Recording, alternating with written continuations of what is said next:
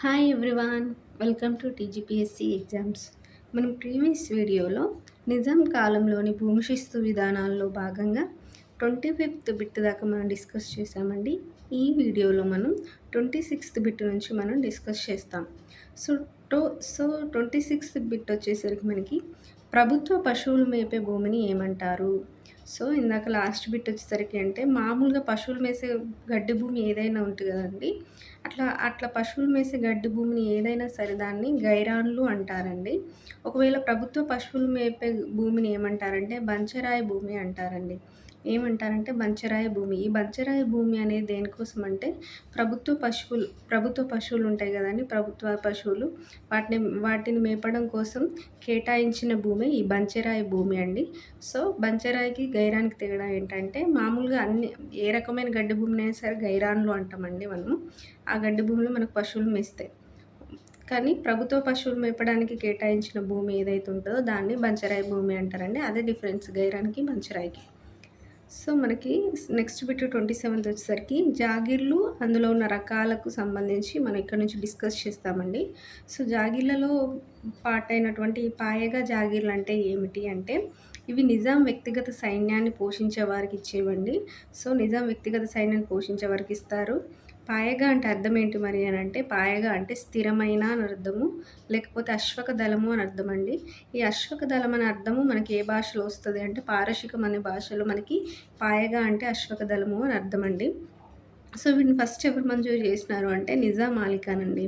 ఈ నిజాం అలీ ఖాన్ మనకి ఎవరండి? నిజాం ఉల్ ముల్క్ తర్వాత వచ్చిన రెండవ నిజాము. సో నిజాం అలీ ఖాన్ ఎవరు? రెండవ నిజాము. వీటిని నగేహ్ దస్త్ జామియత్ అని కూడా అంటారండి. ఈ పాయగా జాగీర్లను ఇంకేమని పిలుస్తారంటే నగేహ్ దస్త్ జామియత్ అని కూడా పిలుస్తారు. నెక్స్ట్ బిట్ వచ్చేసరికి మనకి అల్తంగా జాగీర్లు అంటే ఏమిటి? సో ఇందులో నెక్స్ట్ టైప్ అయినటువంటి అల్తంగ జాగీర్లు అంటే ఏంటంటే రాజముద్ర ద్వారా పొందేవి అండి ఈ అల్తంగ జాగీర్లు. సో రాజముద్ర ద్వారా ఎవరికైనా ఇవ్వచ్చు. సో ఆ ఇచ్చిన వాళ్ళు ఏంటంటే వాటిని వాళ్ళకు శాశ్వతంగా ఉంటాయండి. శాశ్వతంగా మీన్స్ వాళ్ళు ఒకవేళ చనిపోయినప్పటికి కూడా వాళ్ళ తర్వాత తరాలకు అట్లా నెక్స్ట్ జనరేషన్కి అవి పాస్ అవుతూ ఉంటాయి. అంటే వంశపారపర్యమైనవి అవి, శాశ్వతమైనవి. అమ్మడానికి మాత్రం వీల్లేదు. అంటే వాళ్ళు వంశపారంపర్యంగా ఆ భూమిలో నుంచి వచ్చిన ఆదాయాన్ని వాళ్ళు అనుభవించవచ్చు. వాటి నుంచి వచ్చిన బెనిఫిట్స్‌ని వాళ్ళు పొందవచ్చు కానీ అమ్ముకోవడానికి వీల్లేదు అనేవి ఈ అల్తంగా జాగీర్లు. ఇవి ఎలా ఇస్తారంటే రాజముద్ర ద్వారా ఇస్తారు. నెక్స్ట్ బిట్ వచ్చేసరికి మనకి జాత్ జాగీర్లు అంటే ఏమిటి? జాత్ జాగీర్లు అంటే ఏం లేదండి. గవర్నమెంట్‌కి సేవ చేస్తారు కదండీ. గవర్నమెంట్‌కి ఎవరైతే సేవ చేస్తారో వాళ్ళకి ఇచ్చేవే అండి. సో ఈ జాత్ జాగీర్లు అనేవి వ్యక్తిగతమైనవి. అంటే ఎవరు సేవ చేస్తే వాళ్ళకి ఇస్తారో వ్యక్తిగతమైన భూములను గుర్తుంచుకోవాలి. మనకి నెక్స్ట్ బిట్ వచ్చేసరికి 30 బిట్ అండి. తనఖా ఈ మహలత్ జాగీర్లు అంటే ఏమిటి? సో తనఖా ఈ మహలత్ జాగీర్లన్నా తనఖా జాగీర్లన్నా ఒకటే అండి. ఈ పూర్తి పేరు వచ్చేసరికి తనఖా ఈ మహలత్ జాగీర్లు అని పిలుస్తాం, తనఖా జాగీర్లనే. సో ఏం లేదండి, కీలక సమయంలో గవర్నమెంట్‌కి ఆర్థిక సహాయం చేసిన వారికి లేకపోతే ముఖ్యమైన సైనికాధికారులకు ఇచ్చేవే ఈ తనఖా ఈ మహలత్ జాగీర్లండి. సో మనకి ఇవి ఎప్పుడు ఇచ్చారు అంటే బిఫోర్ 1853 అంటే 1853 ముందు ఏమైందంటే సైనిక సివిల్ ఉద్యోగులకు జీతాలకు బదులుగా ఈ తనఖా జాగీర్లు ఇచ్చారండి. అంటే జీతాలు ఇవ్వకుండా వాటికి బదులుగా తనఖా జాగీర్లు ఇస్తే మనకు 1853లో ఏమైందంటే సాలార్జంగ్ ఖాన్ రద్దు చేశాడండి. ఈ ఈ తనఖా ఈ మహలత్ జాగీర్లను రద్దు చేసినందుకు గాను వాళ్ళకి కొంచెం పరిహారం ఇచ్చాడు. నెక్స్ట్ బిట్ వచ్చేసరికి మనకి మశ్రుతి జాగీర్లు అంటే ఏంటి? మశ్రుతి జాగీర్లు అంటే ఏం లేదండి, ప్రజాసేవ లేదా మతాభివృద్ధి కృషి చేసిన వారికి ఈ ఈ ఈ భూములు ఇస్తారండి. వాటినే మశ్రుతి జాగీర్లు అంటారు. అయితే వారు ఆ కృషి ఒక్కసారి చేసినంత మాత్రాన ఇవ్వరు. వాళ్ళు ఎప్పటిదాకా కృషి చేస్తే, ఎప్పటిదాకా ప్రజాసేవ చేస్తే అప్పటిదాకా వారికి ఈ మశ్రుతి జాగీర్లు అనేవి ఇవ్వబడతాయి. సో ఇవి సేవ చేసినంత వరకే అమలులో ఉంటాయనేది గుర్తుంచుకోవాలి మశ్రుతి జాగీర్లు. నెక్స్ట్ వచ్చేసరికి మనకి మదర్మాష్ జాగీర్లు అంటే ఏమిటి? మదర్మాష్ జాగీర్లు అంటే ఏంటంటే సమాజ సేవ కోసం ఎవరైతే ఆత్మార్పణ చేసుకుంటారో ఆత్మార్పణ చేసుకున్న వారి యొక్క కుటుంబాలకి వాళ్ళకి జీవనాధారం కోసం ఇస్తారండి. సో వాటినే మనం మదర్మాష్ జాగీర్లు అంటాము. మదర్మాష్ అంటే అర్థం ఏంటి అంటే జీవనాధారమైనవి అని అర్థం అండి. మదర్మాష్కి అర్థం ఏంటంటే జీవనాధారమైనవి. అందుకే ఎవరైతే సమాజ సేవ కోసం ఆత్మార్పణ చేస్తారో వారి కుటుంబాలకు బతకడం కోసం, వాళ్ళ బతుకు తెరువు కోసం, జీవనాధారం కోసం వాళ్ళు బతకడానికి ఇచ్చేవే మదర్మాష్ జాగీర్లు. నెక్స్ట్ బిట్ వచ్చేసరికి మనకి ఇలాకా జాగీర్ అనగా ఏమిటి? అంటే ఇలాకా జాగీర్లు అంటే ఏంటి అంటే ఇవి ముఖ్య అధికారులకు మాత్రమే ఇస్తారండి. ఓన్లీ ముఖ్యమైన అధికారులకు.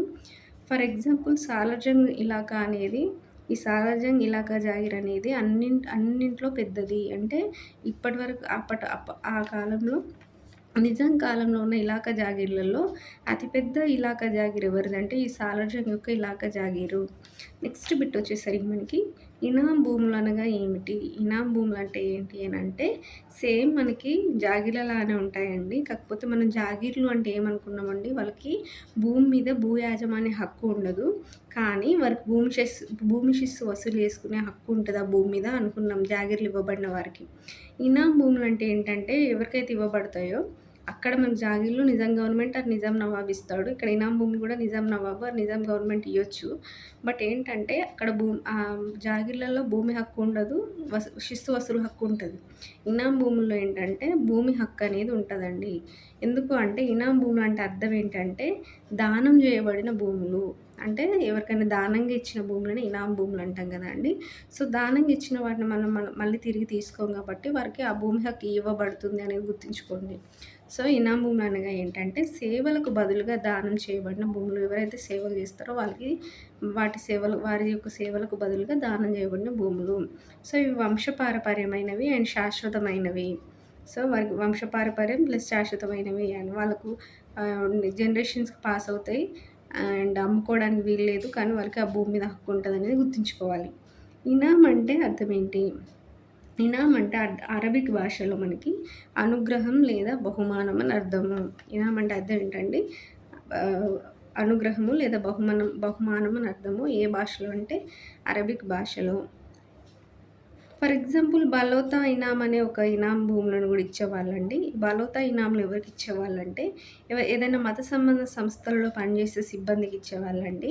అంతేకాకుండా గ్రామ సేవకులకు కూడా ఇచ్చేవారండి. అంటే గ్రామాల్లో సేవలు చేసేవాళ్ళు ఉంటారు కదండీ! కుల వృత్తులను బేస్ చేసుకొని అంటే గ్రామ ప్రజలకు గానీ, లేకపోతే ఇతర అధికారులకు గానీ ఎవరైతే ఈ సేవలు చేస్తారో ఆ గ్రామ సేవకులకు, అంతేకాకుండా మత సంబంధ సంస్థలలో పనిచేసే సిబ్బందికి కూడా మనకి ఈ బలోతా ఇనాం అనే భూములు ఇచ్చేవారు. సో, నెక్స్ట్ మనకి 35 బిట్ వచ్చేసరికి పేష్కాస్ అంటే ఏంటి? పేష్కాస్ అంటే ఏంటంటే కప్పం అని అర్థం అండి. పేష్కాస్‌కి అర్థము. ఈ పేష్కాస్ మరి ఈ కప్పాన్ని ఎవరు కట్టేవారు అంటే నిజాం రాజ్యంలోని సంస్థానాలు చెల్లించే పన్నే మనకి ఈ పేష్కాస్ అనే కప్పము. సో, ఎవరు కట్టేవారండి పేష్కాసు? నిజాం రాజ్యంలోని సంస్థానాలు. పేష్కాస్ చెల్లించే రాజులను ఏమంటారు మరి? ఈ పేష్కాస్ చెల్లించే రాజులను పేష్కాస్ గుజార్స్ అని అంటారు. సో, వాళ్ళు చెల్లించే పన్నేమో పేష్కాసు.